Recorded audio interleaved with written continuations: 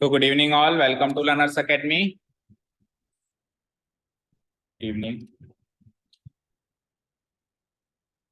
चलिए तो let's discuss हमने लास्ट क्या किया। सबसे पहले फर्स्ट ऑफ ऑल लास्ट जो हमने किया उसको पहले से एक बार रिकॉल करो। एक्चुअली हम अभी तक क्या क्या करके आए उस सारी बातों को रिकॉल करें, क्योंकि चैप्टर ही ऐसा है कि हल्की सी सावधानी हटी और दुर्घटना घटी। सो फर्स्ट ऑफ ऑल हमने कंटिन्यूटी से स्टार्ट किया इस चैप्टर को एंड कंटिन्यूटी की इंट्रोडक्टरी पार्ट एंड पूरी एक लंबी चौड़ी एक्सरसाइज थी, सारे क्वेश्चन उसके किए एंड देन फिर हम कंटिन्यूटी से शिफ्ट होके आए किस पर डिफरेंशिएबिलिटी पर, राइट।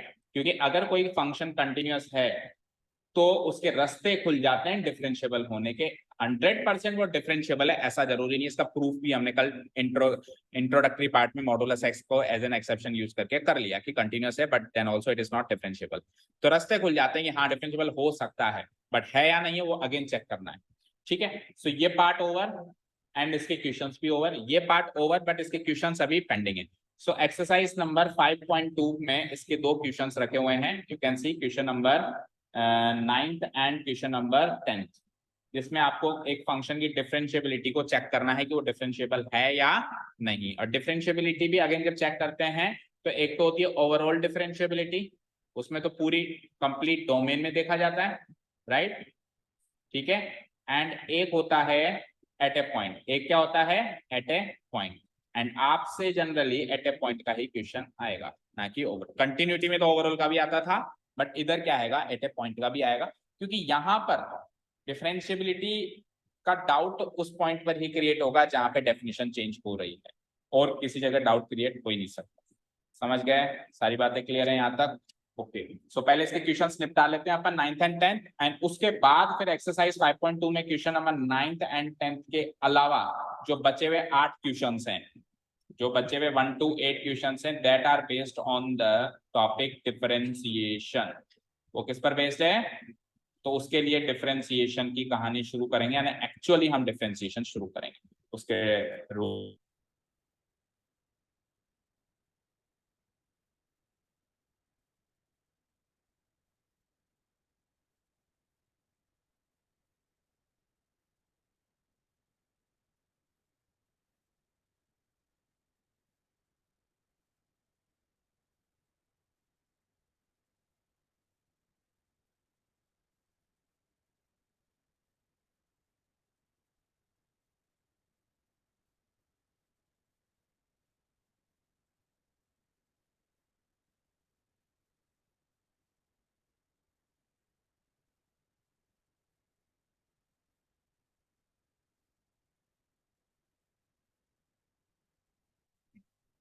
ठीक है, सो 1 to 8 में हम डिफरेंशिएशन करेंगे यूजिंग द टेक्निक्स। टेक्निक सीखनी है इसके लिए। जो पहली टेक्निक है वो हम सीखेंगे चेन रूल, जिसको हम कहते हैं लेबनीज रूल एंड प्रोडक्ट। ये 3 बेसिक टेक्निक्स आएंगी, chain rule, product rule and quotient.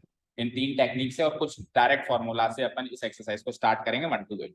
पहले डिफरेंशिएबिलिटी के क्वेश्चंस कर लेते हैं। ओके, सो डिफरेंशिएबिलिटी में हमने क्या सीखा था कि एक कोई भी function f x equal to c नामक पॉइंट पे डिफरेंशिएबल होगा अगर limit x tending towards c f of x minus F of c equal to divided by x minus सी।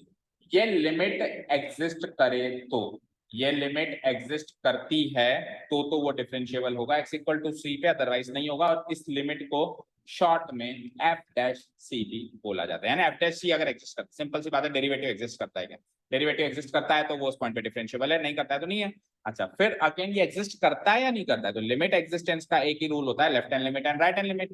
तो इसको हम 2 पार्ट्स में तोड़ देंगे, left hand derivative and right hand derivative. तो जैसे मैं इसको left hand derivative right hand derivative में तोड़ूंगा तो ये तो बन जाएगा limit x tending towards c negative side, और बाकी सारा तामझाम same, f x minus F of C divided by x minus c. और वो हो जाएगा, बस यहाँ पे सी माइनस लिखा है तो उधर क्या लिख दूंगा मैं, C plus extending towards positive side of C plus, और सेम टू सेम चीज F of x minus F of C divided by x minus C.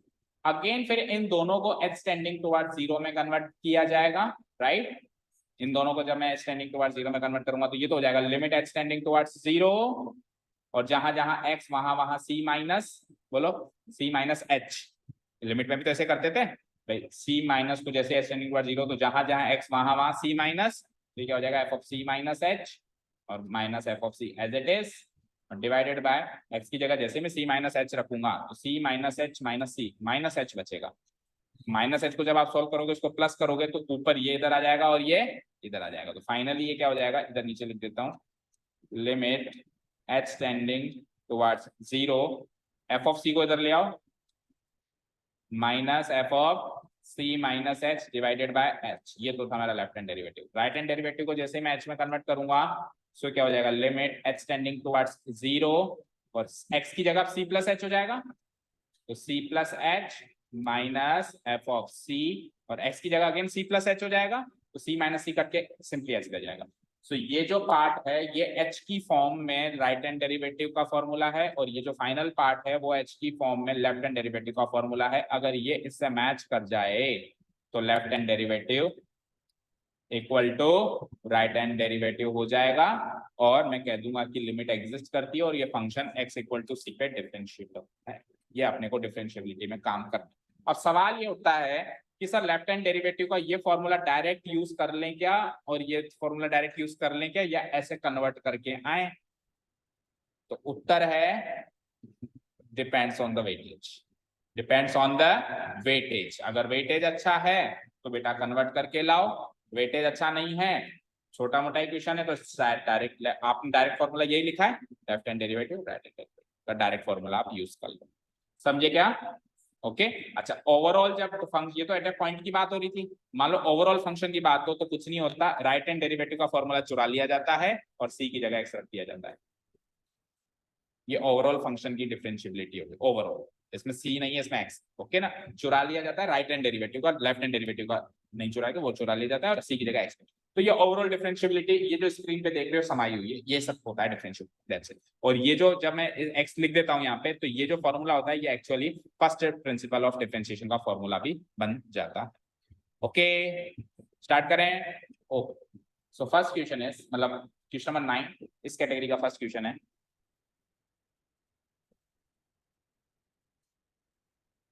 Prove that the function, prove करने का क्वेश्चन है, defined by fx equal to x modulus x minus 1 where x can be any real number is not differentiable at x equal to 1। आपको differentiability x equal to 1 पे check करनी है और obviously 1 पे definition change हो रही है, check करो x माइनस 1 को 0 रखोगे तो x की वैल्यू 1 आ जाएगी, तो 1 पे डेफिनेशन चेंज हो रही है और वहां पर वो x equal to 1 non differentiable है, ऐसा आपको प्रूव करना है। सबसे पहले मॉडुलस फंक्शन जब भी आ जाए तो एक काम कर दिया करो, उसको खोल के मॉडुलस फंक्शन की वैल्यू निकालना, आपको बताया है मैंने डिटेल में कंटिन्यूटी वाली एक्सरसाइज में, वो काम आपको हमेशा करना है, चाहे कंटिन्यूटी चेक करवा रहा हो चाहे डिफरेंशिएबिलिटी चेक करा रहा हो, लेकिन मॉडुलस फंक्शन को खोल के ढंग से दिखाना है आपको हर एक क्वेश्चन। सो क्या है मॉडुलस x माइनस 1, सो क्या फॉर्मूला होता है, मतलब क्या डेफिनेशन बनती है इसकी, एज इट इज अंदर वाली चीज एज इट इज, जब अंदर वाली चीज की value greater than equal to 0 और अंदर वाली चीज का नेगेटिव जब अंदर वाली चीज की वैल्यू लेस देन 0, ऐसे ही होता है। टेल मी, अब इसको फर्दर और रीडिफाइन करें, so it is like x minus 1 when x is minus 1 उधर जाके प्लस 1 हो जाएगा, so x is greater than equal to 1 और यहाँ पे माइनस ऑफ x माइनस 1 क्या हो जाएगा 1 minus x when x is less than 1। बोलो यहाँ तक कोई डाउट? नो डाउट, बोलो कोई डाउट नहीं है, बोलो। ओके अब हमारे लिए वो नहीं है, ये नहीं है, अब हमारे लिए fx ये है, मतलब उधर काट के मत आ जाना, माइंड के अंदर काट देना कि ये अब उसको नहीं देखना, अब fx ही है। अब आप ऐसे मानो मॉडुलस कुछ भी नहीं था, ये तो फंक्शन की दो डेफिनेशन देने वाले जो क्वेश्चंस थे जिसमें एक fx की दो डेफिनेशन दी जाती थी, वैसा क्वेश्चन बन x इक्वल टू 1 पे मुझे इसकी डिफरेंशिएबिलिटी चेक करनी, चेक करें at x equal to 1, check करें। So at x equal to 1 सबसे पहले आप क्या करेंगे, left hand derivative and right hand derivative, ठीक है। तो एट x इक्वल टू 1 पहले आप f डैश 1 आप क्या चेक करना चाह रहे हो, आपको आप ये चेक करना चाह रहे हो x इक्वल टू 1 पे जो डेरिवेटिव होता है उसको f डैश 1 बोलते हो, ठीक है ना। इसकी वैल्यू क्या आ जाएगी, लिमिट x टेंडिंग टुवर्ड्स 1 है ना, तो x tending towards 1 f of x minus f of 1 divided by x minus 1। ये चीज एग्जिस्ट करती है या नहीं करती, एग्जिस्ट और नॉट। अगर ये चीज एग्जिस्ट करती है, f dash 1 एग्जिस्ट करता है तो ये डिफरेंशिएबल है x इक्वल टू 1 पे, और ये एग्जिस्ट नहीं करता है तो ये डिफरेंशिएबल नहीं है x इक्वल टू 1। अभी एग्जिस्ट करता है या नहीं करता है वो कैसे पता चलेगा? जब LHD RHD बराबर हो। अगर ये LHD RHD बराबर है तब तो ये एग्जिस्ट करता है, अदरवाइज ये एग्जिस्ट नहीं करता। ये चेक करने के लिए मैं LHD at x equal to 1 निकाल रहा हूँ। LHD at x equal to 1 वो कैसे निकालते हैं सर? कुछ ही नहीं है, इस फॉर्मूले में इस 1 को माइनस कर दो और RHD में प्लस कर दो और फिर h में कन्वर्ट कर दो।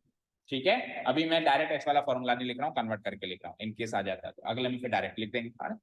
सो x इक्वल टू 1 में कन्वर्ट करेंगे। पहले तो LHD की बात करते हैं, तो x की जगह माइनस लगा दूंगा मैं, तो limitable value x tending towards 1 negative, और बाकी सब एक बार के लिए as it is fx minus f of 1 divided by what x minus. अब h में कन्वर्ट कर लें, सो करो लिमिट h टेंडिंग टुवर्ड्स 0, और जहां जहां x है वहां वहां 1 माइनस h, जो f of 1 minus h minus f of 1 और डिवाइडेड बाय नीचे x की जगह क्या डालूंगा मैं?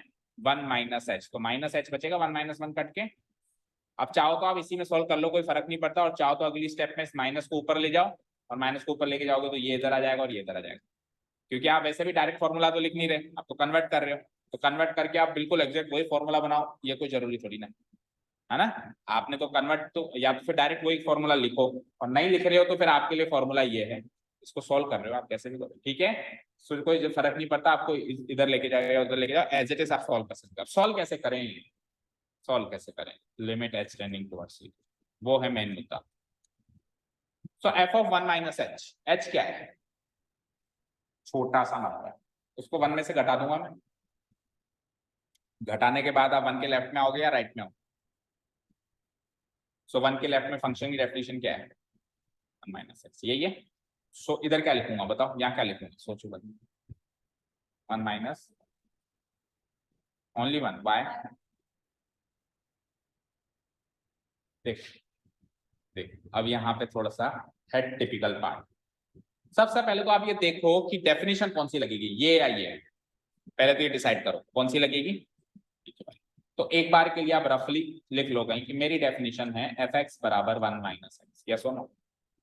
अब आप क्या लगाना चाह रहे हो? f ऑफ 1 माइनस h, तो जहां जहां x वहां वहां तो 1 माइनस x की जगह n माइनस h, यानी कि h। समझ आया? तो ये सारा कैलकुलेशन या तो करना आना चाहिए क्विकली, तो डायरेक्ट लिख सकते हो, नहीं तो फिर करके दिखाना पड़ेगा। ठीक है, सो f ऑफ 1 माइनस h चलो करके दिखा देते हैं। ये क्या बनेगा? ये बनेगा 1 माइनस 1 माइनस h बनेगा। ये f ऑफ 1 माइनस h है पूरा। हाँ बोलो।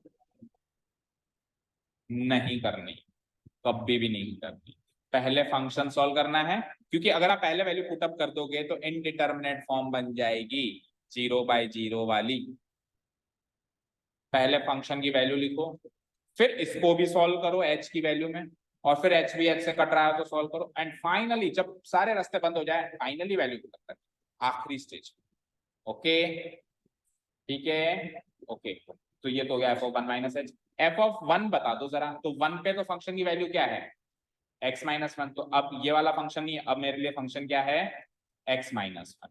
तो आपको 1 पे चाहिए ना, तो f(x) अगर ये है तो f ऑफ 1 क्या होगा? x की जगह 1 लगाओ, 1 माइनस, तो इसकी जगह क्या लगा दूंगा? माइनस, आगे क्या आएगा? 1 माइनस। समझ आया? ये f ऑफ 1 की वैल्यू है और ये f ऑफ 1 माइनस h की वैल्यू। समझ आया क्या?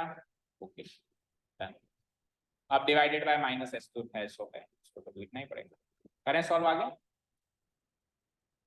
समझ आ रहा है? कंजस्टेड तो नहीं हो गया? दिख रहा है क्या वहां पे लास्ट में 1 माइनस 1?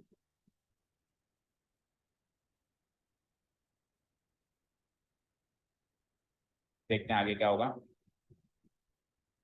ठीक है, इक्वल टू अभी तक भी पहले सॉल्व करो उसको ढंग से। Limitable value h tending to 0, तो 1 माइनस 1 कट गया और माइनस माइनस h यानी प्लस h, और उधर तो वो तो 0 हो चुका है वैसे भी, h माइनस 0 h ही रहेगा, h divided by minus h divided by minus h का आंसर क्या आएगा? -1। तो लिमिट h टेंडिंग टुवर्ड्स 0 -1। अब देखो h पुटअप करने के लिए बचा ही नहीं, बचा क्या? h पुटअप करने के लिए बचा ही नहीं, तो कांस्टेंट वैल्यू -1 ही आंसर है इस लिमिटेबल वैल्यू का। समझ आएगा? बोलो, ये सारी बात समझ में आई? ये था मेरा LHD। अब चलें RHD की तरफ। नेक्स्ट पेज पे आ जाओ। नाउ आर एच एंड हो गया क्या? तो आप नोट रखना, वहां पे आंसर -1 आया था क्योंकि वो डिलीट हो जाएगा ना। ठीक है, -1 आया था। ठीक है, okay. Now R H D at x equal to 1, right. ठीक है, तो पहले तो general formula limit x tending towards, लेकिन 1 की जगह +1, और फॉर्मूला क्या होता है? f of x minus f of 1 divided by x minus, ये फॉर्मूला होता है। अब h में कन्वर्ट कर दें हम इसको, तो limitable value h tending towards 0, तो 1 + h हो जाएगा वहां पे 1, और यहाँ पे x की जगह 1 + h रखेंगे तो 1 + h minus 1 only h। Okay, अब 1 + h के ऊपर फंक्शन अप्लाई करेंगे तो आंसर क्या आएगा सोचना है ना। सो h क्या है? छोटा सा नंबर, 1 में जोड़ा तो 1 के राइट में आ गया, तो 1 के राइट में फंक्शन की डेफिनेशन क्या है? पीछे डिलीट हो गया सब, मुझसे मत पूछना बेटा। x-1 और 1 - x दो ही तो डेफिनेशन थी। 1 पर और 1 के राइट पर इतना तो याद ही हो जाता है करते करते। x 1 या 1 से बड़ा हो तो ये, x 1 से छोटा हो तो। ठीक है, सो राइट साइड में आया ना मैं, तो राइट साइड में डेफिनेशन क्या है? x-1, तो x-1 तो डेफिनेशन है, x-1 लिखना नहीं है मुझे, x-1 तो डेफिनेशन है। x की जगह क्या लिखना है? 1 + h। सो क्या हो जाएगा? 1 + h माइनस 1, ये वैल्यू हो जाएगी f ऑफ 1 + h, और 1 पे भी यही डेफिनेशन है, तो वही 1 - 1 done divided by h, limit h tending towards 0। Done, solve करो। लिमिट h टेंडिंग टुवर्ड्स 0, इसको सॉल्व करेंगे तो h बचेगा only, divided by h divided by h यानी कि 1, तो limit h tending towards 0 of 1, तो h पुट अप करने के लिए है नहीं 1। सो LHD RHD बराबर आए क्या? नहीं आए, यानी कि वो लिमिट एग्जिस्ट नहीं करती। लिमिट एग्जिस्ट नहीं करती यानी f' यानी f'1 एग्जिस्ट नहीं करता। f'1 एग्जिस्ट नहीं करता तो फंक्शन 1 पे डिफरेंशिएबल नहीं। कैसे लिखेंगे हम? Here LHD at x equal to 1 is not equal to RHD at x equal to, done. ठीक है, so limit x tending towards 1, अब पॉजिटिव नेगेटिव मत लगाओ ना, f of x minus f of 1 divided by x minus 1, और इस पूरी बात को क्या लिख सकते हो अपन? f'1। क्या लिख सकते हो? f'1 डज नॉट एग्जिस्ट, तो f'1 एग्जिस्ट ही नहीं करता, यानी कि फंक्शन डिफरेंशिएबल नहीं है x equal to, hence fx is not differentiable, is not differentiable at x equal to, prove करना था अपन, समझ आया? और इसका डेरिवेटिव आप शॉर्टकट से निकाल सकते थे। देखो x-1 का डेरिवेटिव आप निकालना जानते हो, पॉलिनोमियल फंक्शन का डेरिवेटिव, x-1 का डेरिवेटिव क्या निकलेगा? 1। डेरिवेटिव निकालना जानते हो, डिफरेंशिएट करना जानते हो, x का 1, 1 का 0, 1 - 0 1। ठीक है, अभी आएगा नेक्स्ट पार्ट वही हमारा, 1 का 0, x का -1 -1, तो देखो वैसे भी left hand derivative right hand directly वही निकल रहा है, और फर्स्ट प्रिंसिपल से भी वही निकल रहा है। ठीक है, समझ आया? ओके, चलें आगे, कर दूं डिलीट। तो पहले वाला तो वैसे भी डिलीट हो गया था, पूरा एक बार बंद करके चलाना पड़ेगा लग रहा है। कहाँ गया? दिख रहा है कहीं? पूरा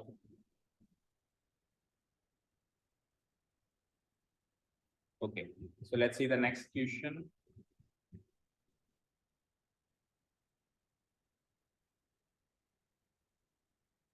Question number 10 क्या कर रहा है? Greatest integer function defined by f(x) equal to this, ये ग्रेटेस्ट इंटीजर फंक्शन होता है। अब डेफिनेशन कभी कभी तो दे देता है कि इसका मतलब क्या है, जैसे पिछले 1-2 बार में दी है उसने डेफिनेशन की, इसका मतलब ये होता है ग्रेटेस्ट इंटीजर लेस देन और इक्वल टू x। इसकी डेफिनेशन क्या होती है? 1 वर्ड 1 लाइन का क्वेश्चन आ सकता है कि इसको डिफाइन करो, तो उसको कैसे डिफाइन करते हैं हम? ग्रेटेस्ट इंटीजर लेस देन और इक्वल टू x, x के बराबर या छोटे में सबसे बड़ा इंटीजर आपको निकालना।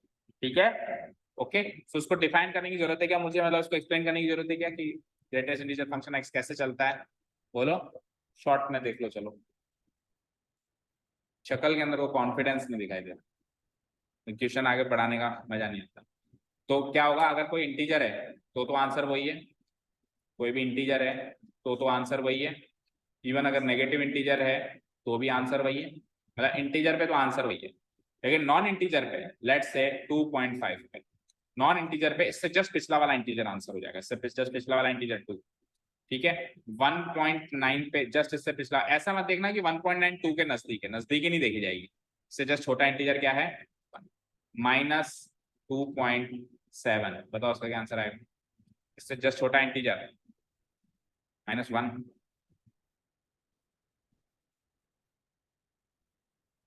तो नेगेटिव में उल्टा चलता है, बड़ा देखो 2.7 से बड़ा 3 है, जो उधर आप काम कर रहे हो उसका उल्टा काम करना है।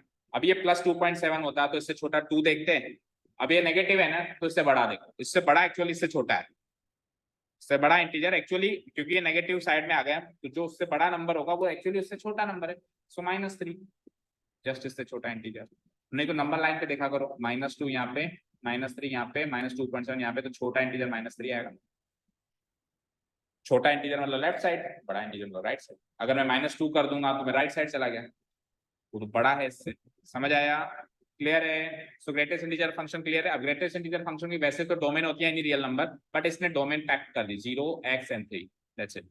आपको इसी में डिसाइड करना है, ठीक है। और ग्रेटेस्ट इंटीजर फंक्शन जो होता है हर इंटीग्रल पॉइंट पे डिसकंटिन्यूअस होता है, हर इंटीग्रल पॉइंट पे वो क्या हो जाता है, उसका ग्राफ याद है, चाबी ग्राफ।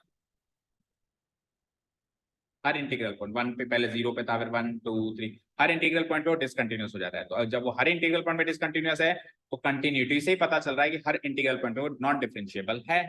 अब पिछला क्वेश्चन में वो कंटिन्यूअस डिसकंटिन्यूअस कहीं नहीं था, और फंक्शन की डेफिनेशन जब बदली वहां पे वो शार्प टर्न लेगा, तो डिसकंटिन्यूअस ना होकर भी अगर शार्प टर्न ले तो नॉन डिफरेंशिएबल हो जाता है, ठीक है। ये पूरे टॉपिक में बार बार रिपीट नहीं होंगी चीजें, है ना। आप डिफरेंशिएशन के बवंडर में कूदेंगे तो इन चीजों को देखने का सुनने का टाइम भी नहीं मिलेगा। जितना अच्छे से समझ सकते हो समझ लो, कोई क्वेरी हो तो पूछ लो।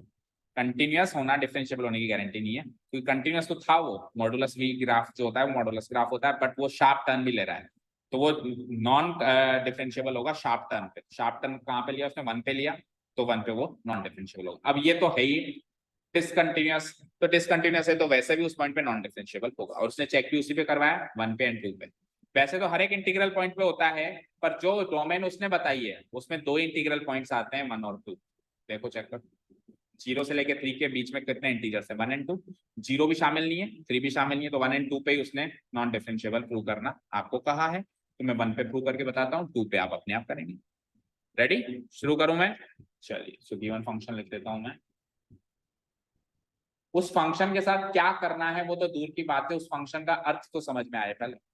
फंक्शन, ये मशीन क्या है, ये क्या प्रोसेस करती है, क्या इसमें डोमेन है, क्या रेंजेस है ना, वो पता हो तभी तो उसके आगे की कहानी कर पाएंगे, डिफरेंशिएबिलिटी, कंटिन्यूटी या जो भी फिर पूछे। फंक्शन का ही मीनिंग नहीं समझ आया तो कैसे, ठीक है।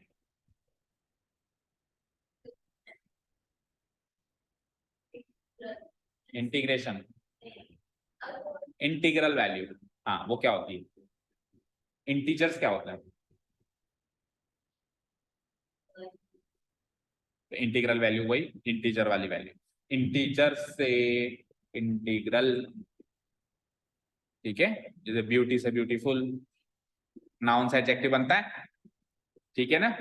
तो वैसे इंटीजर नाउन है, उससे एडजेक्टिव बना इंटीग्रल। संडे संडे लगती है हमारी 2 घंटे की ग्रामर क्लासेस, समय मिले तो आना है कभी। Okay, anyways, that was just for promotion.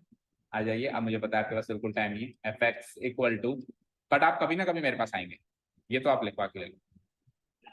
Yes, आप मेरे पास नहीं तो किसी ग्रामर टीचर के पास जाएंगे, क्योंकि उसके बिना कोई भी एंट्रेंस एग्जाम क्लियर ही नहीं किया जा सकता। हाँ, आपके ये आईआईटी वाईआईटी क्लियर हो जाएंगे, that is fine, but IIT करके क्या करोगे, आगे क्या करोगे? कभी ना कभी तो नौकरी के लिए जाओगे। हर एंट्रेंस एग्जाम में इंग्लिश ग्रामर का टेस्ट लगेगा, और वो टेस्ट विदाउट ग्रामर की अच्छी खासी नॉलेज के बिना क्लियर नहीं किया, मतलब नॉर्मल नॉलेज से वो क्लियर नहीं होगा।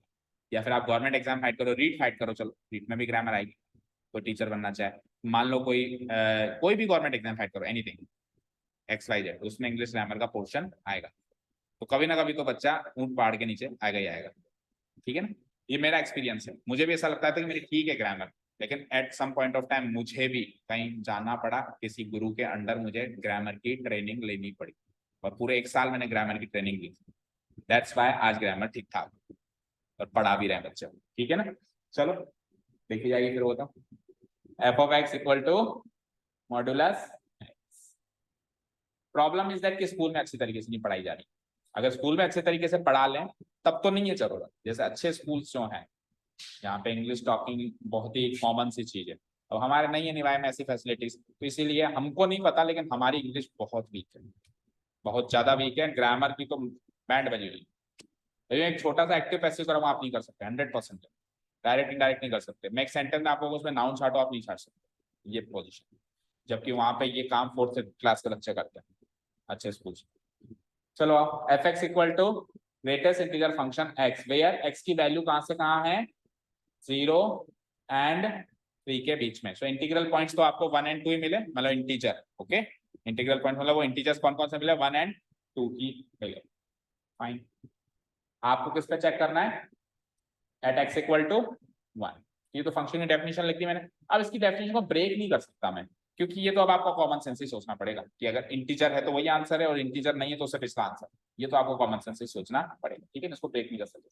चलो तो straight away let's talk of the differentiability at x equal to 1। देखो अब अगर छोटा मोटा क्वेश्चन आ जाए ना 1 नंबर का तो सीधे लिख देना, we know that greatest integer function is non-continuous, discontinuous at every integral point. So it is discontinuous at x equal to 1. And if it is discontinuous, how can it be differentiable? It is non-differentiable. ये एक line का statement है, लेकिन फिर इसमें आपको line लिखनी पड़ेगी कि डिसकंटिन्यूअस, और हम जानते हैं कि हर एक इंटीग्रल पॉइंट पे ये डिसकंटिन्यूअस होता है, ठीक है। और थोड़ा बड़ा नंबर 2-3 नंबर का है तो फिर एलएचडी आ गई। फिर उसने क्या करा, कंटिन्यूटी वाली को चेक नहीं किया, सीधे डिफरेंशिएबिलिटी पे आ गया, जो कि एक्चुअली गलत है। डिफरेंशिएबिलिटी हमेशा कंटिन्यूटी के बाद होती है, ठीक है। तो सिचुएशन के अकॉर्डिंग आपको सिचुएशन को हैंडल करना है, ठीक है। वैसे डिफरेंशिएबिलिटी चेक करने का क्वेश्चन आता ही नहीं पूरे चैप्टर में, इतना बड़ा चैप्टर 2 ही क्वेश्चन से देखो, उस बात से आप पता लगा सकते हो उसकी क्या औकात है इस चैप्टर में। At x equal to 1, but हमारा तो कर्म है करवाना एलएचडी। पहले तो आपको चेक क्या करना है, एक्स इक्वल टू 1 पे आपको चेक क्या करना है, limit x tending towards 1 f x minus F of 1 divided by x minus 1, जिसको अपन शॉर्ट में एफ डैश 1 भी लिख सकते हैं। ये एग्जिस्ट करती है या नहीं करती, ये चेक करना, एग्जिस्ट और this is the question here, ये एग्जिस्ट करती नहीं करती। अब एग्जिस्ट कब करेगी, जब इसी पे left hand derivative right hand derivative में कन्वर्ट करूं, यानी माइनस करूं और फिर प्लस करूं तो इक्वल आ जाए, ठीक है। सो अब निकालो आप चेक करने के लिए, भाई ये चीज एग्जिस्ट करती नहीं करती, इसको चेक करने के लिए हमने निकाला LHD at x equal to 1। Formula wise को सेम यही ऊपर वाली चीजें कॉपी पेस्ट डायरेक्ट करना है, हाँ। सो वैसे क्या होता वो बता दो, बस इधर माइनस लग जाता, अगले स्टेप में मैं इसको एच टेंडिंग टू 0 करके एक्स की जगह 1 माइनस एच लगा लेता, सोल्व होने के बाद फाइनली वो ऐसे मिलता, बोलो क्या मिलता, एफ ऑफ 1 अब इधर मिलता, माइनस एच आ जाता है ना नीचे, तो माइनस ऊपर आ जाता है, F of 1 minus F of 1 minus H, x की जगह 1 माइनस एच। नहीं आता तो फिर पूरा करो, या फिर डायरेक्ट याद करो, f of c minus F of c minus h था ना, f of 1 minus h divided by h, ठीक है। अब सॉल्व करना है।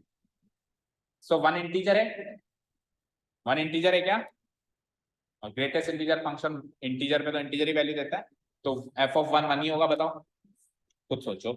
एफ ऑफ एक्स अगर ग्रेटेस्ट इंटीजर फंक्शन एक्स है तो यहाँ से एफ ऑफ 1 क्या आएगा, greatest integer function 1, greatest integer function 1 क्या होगा 1 होगा। चलो एक काम करते हैं, डायरेक्ट 1 नहीं लिखते हैं, पहले इसको ऐसे लिखते हैं, ग्रेटेस्ट इंटीजर फंक्शन 1, अगले स्टेप में इसको 1 लिखें, ठीक है, minus F of 1 minus H greatest integer function 1 minus H. अब इसका आंसर फिर अगले स्टेप में सॉल्व करें, ठीक है। डिवाइडेड बाय, अच्छा लिमिट लिखना तो भूल ही गए, यहाँ एडजस्ट कर देना कहीं, लिमिट एच टेंडिंग टुवर्ड्स 0, ठीक है, डिवाइडेड बाय एच, ठीक है।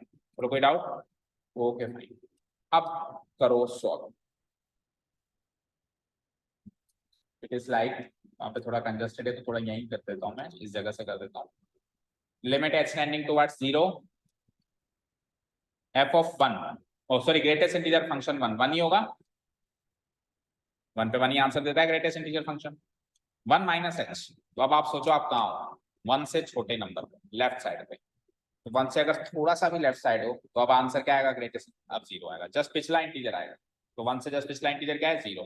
सो माइनस तो अपनी जगह लगा रहेगा, मतलब इसका आंसर 1 है और उस पार्ट का आंसर 0 है, पर h तो h ठीक ही रहेगा। And 1 minus 0 equal to 1 by h, limit h tending towards 0, limit h tending towards 0 1 by h। अब बताओ इसके आगे सॉल्व कर सकते हैं क्या हम इसके आगे हम इसको सॉल्व कर सकते हैं क्या, बोलो बोलो, इसके आगे हम इसको सॉल्व कर सकते हैं ना। तो फाइनल हम h की वैल्यू ही रखेंगे, लेकिन आप कहोगे सर h की वैल्यू रखेंगे तो फिर तो प्रॉब्लम है। प्रॉब्लम नहीं है, मैंने आपको कहा था अब कैलकुलस की दुनिया में 1/0 डिफाइंड है, इसका आंसर है इंफिनिटी। केवल 0/0 डिफाइन नहीं है और इंफिनिटी डिफाइन है। ये है non determinant form. Infinite is a determinant form and not non determinant. ठीक है, ठीक है। हालांकि अगर किसी लिमिट की वैल्यू इंफिनिटी आती है तो obviously LHD at x equal to 1 exist नहीं करता है, मतलब उसकी एग्जैक्ट वैल्यू है ही नहीं, फाइनाइट वैल्यू नहीं है, non finite value, infinite value है। उसकी वैल्यू क्या है, इनफाइनाइट। तो हमने एक जगह कल नोट्स में लिखा था कि वो लिमिट शुड एग्जिस्ट फाइनाइटली, लिखा था आपने कहीं कहीं देखा हो ध्यान से, मेरे को तो याद है। दिस LHD वाली लिमिट और RHD वाली लिमिट शुड एग्जिस्ट फाइनाइटली, क्या शुड एग्जिस्ट फाइनाइटली। तो वो नॉन फाइनाइट आ रही है, इनफाइनाइट आ रही है। तो इधर से भी क्लियर हो चुका है कि ये नॉन डिफरेंशिएबल है, क्योंकि फाइनाइटली एग्जिस्ट करनी चाहिए थी। बट हम एक बार और आगे भी फर्दर करेंगे, RHD भी निकाल लेंगे, लेकिन अगर जल्दीबाजी में है तो RHD ना भी निकाल के हम इधर ही खत्म कर सकते हैं क्वेश्चन को, क्योंकि LHD एक डिटर्मिनेंट वैल्यू तो मिली है, नॉन डिटर्मिनेंट वैल्यू क्या होती है 0/0 इंफिनिटी पे, उसको तो सॉल्व ही नहीं कर सकते, उसको तो हमको लिमिट इक्वेशन का सहारा लेकर सॉल्व करना पड़ेगा, लेकिन उसको सॉल्व तो कर सकते हैं। इसकी वैल्यू क्या आ गई, इंफिनिटी। लेकिन जो आंसर आया वो नॉन डिटर्मिनेट तो नहीं है तो डिटर्मिनेट, लेकिन डिटर्मिनेंट के बाद वो नॉन फाइनाइट वैल्यू है या इनफाइनाइट वैल्यू है, फाइनाइट वैल्यू। ठीक है, तो अभी के लिए तो क्योंकि हम अभी क्लास में कर रहे हैं तो हम RHD भी निकाल लेते हैं, चेक कर लेते हैं। ठीक है, बाकी एग्जाम में हम इसको यहाँ पे स्टॉप कर सकते हैं। ठीक है, ओके। RHD एट x बराबर 1, बोलो। वैसे h की फॉर्म में बता दो सीधे, h टेंडिंग टुवर्ड्स 0, तो वैसे तो यहाँ प्लस लग जाएगा और x की जगह 1 + h, so f of 1 + h minus f of 1 divided bye h, ये होता है। अब f ऑफ 1 + h का मतलब है limit h tending towards 0, f of 1 + h का मतलब है 1 + h पर ग्रेटेस्ट इंटीजर फंक्शन लगाओ, और f ऑफ 1 का मतलब है 1 पर ग्रेटेस्ट इंटीजर फंक्शन लगाओ एंड डिवाइडेड बाय h। ठीक है, अब 1 + h पे ग्रेटेस्ट इंटीजर फंक्शन लगाओ जरा, 1 ही आएगा। 1 से थोड़ा सा ही तो राइट में हो, थोड़ा सा का बहुत ज्यादा भी राइट में होते, बट 2 तक नहीं पहुंचते, 2 तक नहीं पहुंचते तो पिछला वाला इंटीजर आंसर आता है, that means the answer is 1 only, limit h tending towards 0 will remain same only 1, और f ऑफ 1 भी मतलब 1 का भी ग्रेटेस्ट इंटीजर फंक्शन 1 ही होगा डिवाइडेड बाय h। सो ये कैसी दिखाई दे रही है 0/h, और 0/h क्या होता है 0, 0/h क्या होता है। अब आप यहाँ पे 0 नहीं रख सकते, अगर अब आप यहाँ पे 0 रखोगे तो 0/0 फॉर्म बन रही है, ये नॉन डिटरमिनेंट फॉर्म है, इसको आप नहीं सॉल्व, मतलब ऐसा करके आप सॉल्व नहीं कर सकते लिमिट को, तो आपको कुछ और सोचना पड़ेगा। तो कुछ और क्या सोचें, हम तो 0/h को सॉल्व कर देते हैं। सो 0/h सॉल्व किया तो 0 आ गया, बोलो, और अब कुछ पुट करने के लिए है ही नहीं, तो आंसर भी क्या आ गया 0। सो LHD और RHD अलग अलग भी आ रहा है, और LHD की वैल्यू नॉन फाइनाइट भी आ रही है, दोनों से हम लिख सकते हैं कि फंक्शन नॉन डिफरेंशिएबल है। अब सवाल सुनो, अगर ये भी इंफिनिटी होता तो आंसर यस होता कि नो होता, ये डिफरेंशिएबल है या नहीं है, नहीं है, तो सेम होने के बाद फाइनाइट वैल्यू भी होनी चाहिए, तो इन्फिनिटी से इन्फिनिटी सेम तो हो गई, लेकिन फाइनाइट वैल्यू कहाँ है, ये तो इनफाइनाइट वैल्यू है, क्योंकि इनफाइनाइट को हम काउंट कर सकते हैं क्या, बोलो। कोई कहे कि मेरे लिए तो 200 करोड़ इनफाइनाइट है, कोई कहे मेरे लिए तो 1000 करोड़ इनफाइनाइट है, हो सकता है LHD वाला इनफाइनाइट 200 करोड़ तक गया हो और RHD वाला इनफाइनाइट 300 करोड़ तक गया हो, अनंत को कभी नहीं सीमा में बांध सकते ना, गिन ही नहीं सकते अपन, तो फाइनाइट वैल्यू आनी चाहिए। तो हालांकि अभी तो मिसमैच ही हो गया, इधर तो LHD RHD मिसमैच ही हो गया, लेकिन अगर मैच भी हो जाता तो भी एक फाइनाइट वैल्यू चाहिए होती है डिफरेंशिएबल बनाने के लिए। क्लियर है क्या सारी बातें, तो दोनों बातें मेंशन कर देना बस, है ना। कैसे नेक्स्ट पेज पे देखते हैं, here LHD at LHD at, बोलो x इक्वल टू 1 था, not equal to R H D at x equal to 1। पहली चीज तो ये, मोर ओवर वो नॉन फाइनाइट वाली वैल्यू की क्या भी जिक्र कर दो यहाँ पे, moreover L H D at x equal to 1 does not exist finitely, does not exist finitely। और RHD finitely तो है लेकिन फिर मैच नहीं करती, exist finitely, इसकी finite value आनी चाहिए। hence fx is not differentiable, is not differentiable at x बराबर, प्रूव करना था, डन, प्रूव ही करना था हमको, बोलो prove that. x equal to 2 में क्या क्या चेंजेस करोगे रफली बताओ। यहाँ पे 2 करो पहले तुम, यहाँ पे 2 करो, यहाँ पे 2 करो, यहाँ पे 2, ठीक है। L H D at x equal to 2 करो तो यहाँ पे 2, यहाँ पे 2, R H D at x equal to 2, यहाँ पे 2, यहाँ पे 2, ठीक है। सॉल्व करो, सो ये क्या हो जाएगा 2, ये क्या हो जाएगा 2 माइनस एच, 2 का आंसर क्या होगा 2, और 2 माइनस एच का आंसर 1 ही होगा, होगा ना। सो 2 माइनस 1 वही 1, और 1 बाई एच पुट करके वही इन्फिनिटी, कोई चेंजेस नहीं है। इधर आओ, 2 प्लस एच का आंसर यानी 2 प्लस एच पे ग्रेटेस्ट इंटीजर फंक्शन लगाओगे तो 2, और 1 पे तो 1 है ही सही।